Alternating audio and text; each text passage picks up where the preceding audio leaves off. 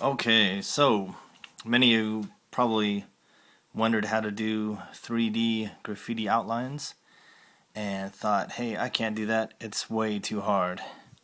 But that is not true whatsoever. So what we're going to do is kind of freestyle some letters here that we can fill in with color and make them 3D.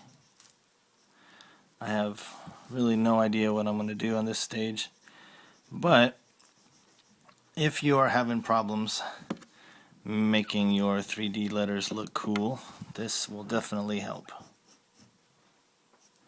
So the first key to making your letter look cool is to start with what you know. So if you know how to make a basic letter, let's say you're making a two-dimensional letter, then you start off with those basics. So now I'm kind of making an R. Basic, very basic. But what I'm changing up a little bit is going to be the way the 3D comes off of the R. So for example, let's put some crazy piece here and then have that just come shooting down into the piece. So the interesting part about 3D outlines is that your 3D side is going to play a part in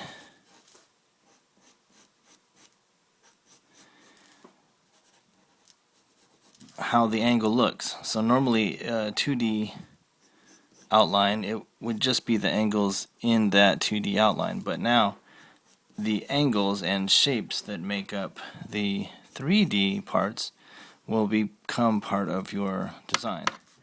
So what I'm saying is that you have basic shapes that are used, and you want those shapes to always look kind of cool, whether or not it's the 3D or not, because it's all going to be the 3D in this case. So now I'm just making a lowercase a, doing this about as quickly as I can so we can just keep moving. So one thing that is kind of useful is when you put a letter down and you're getting it started, you can kind of see where the shape takes you. So this, I can kind of see a 3D starting here, so I'm just gonna put it there. I know that's like an artist cliche that you kind of see what's not there, and that's not always true. But the idea is, if it looks right to you in your mind's eye, just a split second of it, then you might as well go with it and see if you can get some out of it. Now, I just put a bit over another section. What I like to do is do that same sort of bit that is standing in the foreground, but put it in an unexpected place that would kind of mess up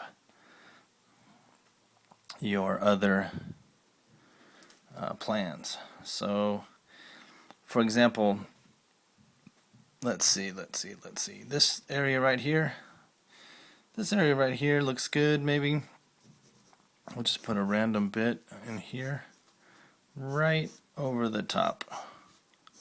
And then I know what you're saying. You're saying, Ray, I can't even see where that's supposed to go now. Well, that's why you erase the lines around it, and you just have to have faith that that foreground bit is going to turn into something later when you get some shading going. Now watch, I'll show you an extreme example. I'm putting the bit right over some good stuff. Now this corner right here is nice and fine, nothing wrong with it. It kind of shows the depth and everything, but we're going to erase that whole area. And the thing with markers is you want to erase pretty good, because it will show through the marker quite easily. So, you know, that bit, I wouldn't say that bit turned out to be anything special, but it's something.